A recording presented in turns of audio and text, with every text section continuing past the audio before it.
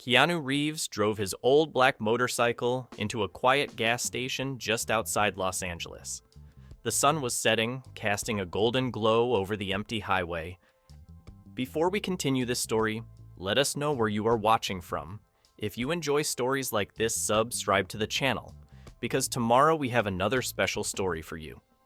And the soft hum of his bike faded as he parked near a pump. As he removed his helmet, something unusual caught his attention. A faint, almost muffled sound. It was a baby crying. His eyes scanned the area, expecting to see a family nearby. But the station was nearly deserted. A rusty car sat at the far end of the lot, its windows fogged up from the cold. Keanu's gaze fixed on it, and for a moment, he hesitated. Then, the cry came again, louder this time. He walked slowly toward the car, his boots crunching on the gravel. Peering through the foggy glass, he saw a baby wrapped in a tattered blanket, sitting alone in the back seat. The child's tiny hands reached out, trembling. Keanu's heart clenched. He knocked gently on the window. "Hello? Is anyone here?" His voice was calm but firm, carrying a mix of concern and urgency. There was no response. He glanced around the station. No one in sight. The pump attendant was nowhere to be found, and the store lights flickered faintly inside. Keanu tried the door handle. Locked. He crouched down, speaking softly through the glass. "Hey there, little one. It's okay. I'm here." The baby's cries softened, as if sensing the kindness in his voice. That's when he noticed a piece of paper taped to the windshield. It flapped lightly in the wind, revealing hastily scribbled words. "I'm sorry. I can't do this anymore." Keanu froze. His mind raced, trying to piece together what had happened. Who would leave a baby like this? And why? He glanced back at the child, whose tear-streaked face was now pressed against the window. Something about the moment hit him deeply. This wasn't just a tragedy, it was personal. Memories of his own childhood flooded back. Moments of loss, of being left behind, of feeling helpless. He shook off the thoughts and stood up, determination hardening his features. He needed to act, and fast. Pulling out his phone, he dialed 911. As the call connected, a voice on the other end asked, "What's your emergency?" Keanu's reply was steady, but there was an urgency in his tone. "I found an abandoned baby at a gas station. I need help immediately." Before he could say more, a shadow moved in the corner of his eye. Someone was watching him from behind the station building. Keanu's instincts kicked in, and he turned sharply toward the shadow. It disappeared as quickly as it had appeared. He narrowed his eyes, his grip tightening on his phone. "Someone's here," he muttered to himself. The operator on the line spoke again, but Keanu cut her short. "Send help, but I need to check something." He hung up before she could protest. The baby let out another faint cry, snapping him back for a moment. "I'll be right back," he murmured softly, as if reassuring both the child and himself. Then, with measured steps, he moved toward the side of the building. The faint crunch of gravel under his boots was the only sound as he approached the corner. His heartbeat quickened, but his movements remained calm. Years of facing tense situations on film sets hadn't prepared him for the rawness of this real-life moment. Peeking around the edge of the building, he spotted a figure hunched near a dumpster. It was a woman, her hair disheveled and her clothes worn and tattered. She seemed to be rummaging through garbage bags, but her movements were erratic, almost frantic. Keanu stepped closer, his voice firm but not threatening. "Hey, were you near that car?" The woman froze, her back still turned to him. Slowly, she straightened up but didn't look at him. "Leave me alone," she muttered, her voice shaky and defensive. Keanu took another step forward, his hands raised slightly to show he meant no harm. "I'm not here to hurt you.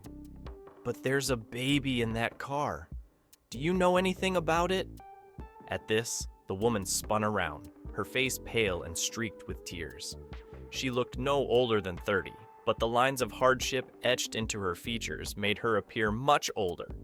Her lips trembled as she spoke. I couldn't take care of him anymore. I thought someone would find him. Someone better than me. Keanu's chest tightened. The raw pain in her voice was undeniable. You left him there? He asked, his tone gentle but with a hint of disbelief. Tears streamed down her face as she nodded. I didn't know what else to do. I haven't eaten in days. I have no home, no one to help me. I thought I was doing the right thing. She sank to the ground, covering her face with her hands. Keanu crouched down, his voice steady and calm. Look, I know life can feel impossible sometimes, but abandoning him like that, he's just a baby. He needs you. Her sobs grew louder, and for a moment she couldn't speak. Then, barely above a whisper, she said, I thought I'd already failed him. Keanu paused, looking back toward the car where the baby still waited. Failure isn't leaving him. Failure is walking away without trying to make it right. His words hung in the air, heavy with meaning. The woman looked up at him, her eyes searching his face for judgment, but finding only understanding. Before she could respond, the faint sound of approaching sirens broke the silence. Keanu glanced back toward the road, knowing time was running out. The question now was whether she'd step up, or let the system decide her fate. The sirens grew louder, their red and blue lights beginning to flash against the station walls. The woman flinched at the sound, her panic rising. They're going to take him away from me, aren't they? She whispered, her voice cracking. Her trembling hands clutched at her thin jacket as if trying to shield herself from an unseen storm. Keanu took a deep breath, his mind racing. He knew the authorities would ask questions, and the system wouldn't be kind to someone in her situation. But he also knew the baby needed safety, stability, and a chance at a better life. He crouched lower, meeting her tear-filled eyes. Listen to me, he said softly but firmly. You still have a choice. You can show them you want to fight for your child, but you have to trust me. The woman hesitated, her eyes darting between him and the direction of the sirens. They won't believe me. They'll take him. I've already lost him. Her voice broke and she looked down, defeated. Keanu placed a hand gently on her shoulder, grounding her. You haven't lost him yet. I'll be here. I'll tell them the truth, that you stayed, that you didn't run. That counts for something.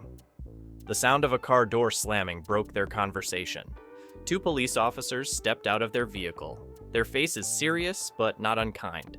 Behind them, a paramedic was already moving toward the car where the baby was still crying softly. Keanu stood, raising a hand to the officers as they approached. She's the mother, he said plainly, gesturing toward the woman. Her head hung low, but she didn't move to run. One of the officers, a woman in her late 30s, stepped forward cautiously. Ma'am, we need to ask you some questions, she said in a calm voice. The woman looked up, her face streaked with tears. I didn't mean to abandon him, she began, her voice shaky. I didn't know what to do. I thought someone else could take better care of him. Someone who isn't me. The officer glanced at Keanu, who nodded subtly, as if vouching for her sincerity. She's scared, he said quietly, but she stayed. That has to count for something. The officer's gaze softened, and she crouched down to the woman's level. Ma'am, we're not here to judge you. We just want to make sure the baby is safe. Are you willing to cooperate with us? The woman nodded slowly, tears still streaming down her face.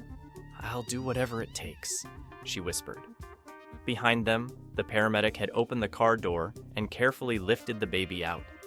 The child clung to the blanket, looking around with wide, curious eyes. Keanu turned toward the paramedic. Is he okay? The paramedic gave a small nod. A bit cold, but he'll be fine.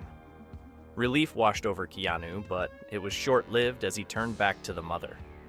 This is your chance, he said, his voice low but steady. Don't let it slip away. The officers began discussing next steps, their voices a low hum in the background. Keanu stayed close to the mother, his presence a quiet reassurance.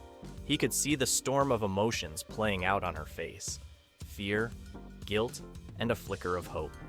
Finally, she looked at him, her voice barely audible. "Why are you helping me?" Keanu's eyes softened, and he gave her a small, almost sad smile.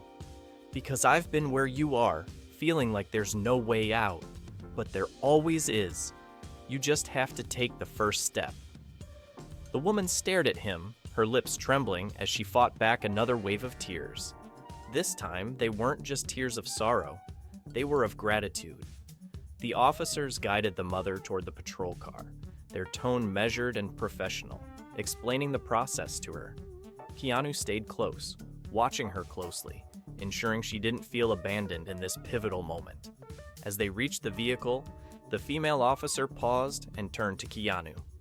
"She'll need to come to the station for a statement, and Child Protective Services will be involved," the officer explained. "But if what you're saying is true, that she stayed and wants to make things right, it could make a difference in how this unfolds." Keanu nodded, his expression resolute. "She deserves that chance," he said firmly. "But so does the baby." The mother, now seated in the patrol car, looked up at him through the window. Her eyes, though red and swollen, held a spark of determination that hadn't been there before. Keanu walked over and leaned down to speak to her through the open door. "This isn't the end," he said gently. "It's the beginning. They'll ask you hard questions, but don't give up. Own your story. It's the only way to change it."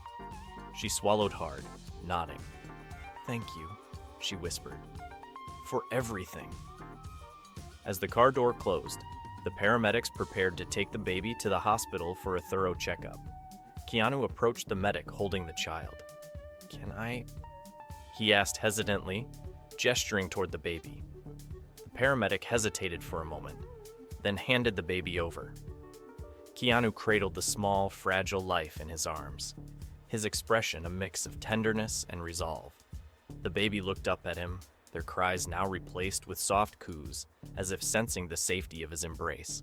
In that moment, Keanu felt the weight of the situation fully sink in. This wasn't just about one mother or one child. It was about the countless others out there struggling in silence, unseen and unheard. He knew he couldn't save them all, but this one, this tiny life, he could help set on a better path. The officer interrupted his thoughts. "We'll need your statement too, Mr. Reeves." Keanu nodded, handing the baby back to the medic with great care. "Of course," he replied, "but first, I want to cover any medical expenses for the child. And if the mother needs legal help, I'll take care of that too." The officer raised an eyebrow, clearly surprised. "That's very generous of you." "It's not about generosity," Keanu said quietly. "It's about responsibility. We can't just walk away when someone needs us." The officer gave him a respectful nod before turning back to the scene. As Keanu watched the ambulance pull away, he couldn't help but wonder what would become of the mother and child. But deep down, he knew he'd done everything he could to give them a fighting chance. He glanced at the piece of paper the mother had left behind, the hastily scrawled apology still fluttering in the breeze. Pocketing it, he made a silent vow to follow through, no matter what it took. Some stories, he thought, weren't meant to end in tragedy, not if he could help it. A week later, Keanu sat in his modest home, staring at a file on his coffee table. It contained updates about the mother and her baby. His assistant had pulled every string possible to connect with the right people: social workers, legal aid, even a shelter specializing in helping struggling families. The news was better than he'd dared to hope. The mother, Maria, had been placed in a support program. She was undergoing counseling and job training, and arrangements were being made for temporary housing. Her baby, now healthy and thriving, was in her care. The system, though flawed, had worked in her favor because she'd stayed that night, because someone had believed in her. Keanu let out a small sigh of relief, but he wasn't done yet. He picked up the phone and called the director of the shelter. "Hi, this is Keanu Reeves. I want to fund additional resources for your program. More beds, better facilities, anything you need. I'll cover it." The director's voice trembled with gratitude. "Mr. Reeves, this will help so many families." "Thank you." Keanu leaned back on the couch, staring out the window at the city skyline. His mind replayed the moment he found Maria and her baby at the gas station. It could have ended so differently. If he hadn't stopped, if he hadn't listened. It was a reminder of how fragile hope could be, and how easily it could be restored with just a little effort. Later that evening, Keanu arrived at the shelter. He'd come unannounced, preferring to avoid the fanfare that often followed him. The staff welcomed him warmly, leading him to a small room where Maria sat feeding her baby. She looked up, startled, and her face lit with recognition. "Mr. Reeves," she said, standing awkwardly, "I didn't think I'd see you again." Keanu smiled, his tone easy. "I wanted to check on you. How's everything going?" Maria hesitated, then smiled shyly. "Better than I ever thought it could. They've been so kind here. And I started a job training program yesterday. It's just a start, but it's something." He nodded, his heart swelling with quiet pride. "You've done the hard part, Maria. You took the first step." She looked down at her baby, her voice soft. "I don't know how to thank you. You didn't have to help me, but you did. You changed everything." Keanu shook his head, his voice steady and genuine. "You did that yourself. I just reminded you that you could." He paused, then added, "But if you want to thank me, pay it forward.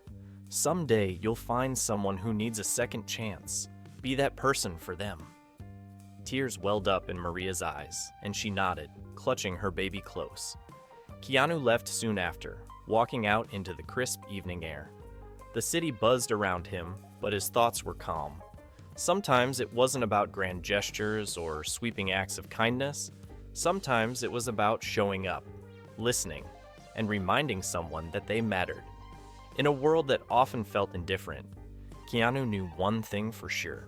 Small acts of humanity could ripple into something far greater.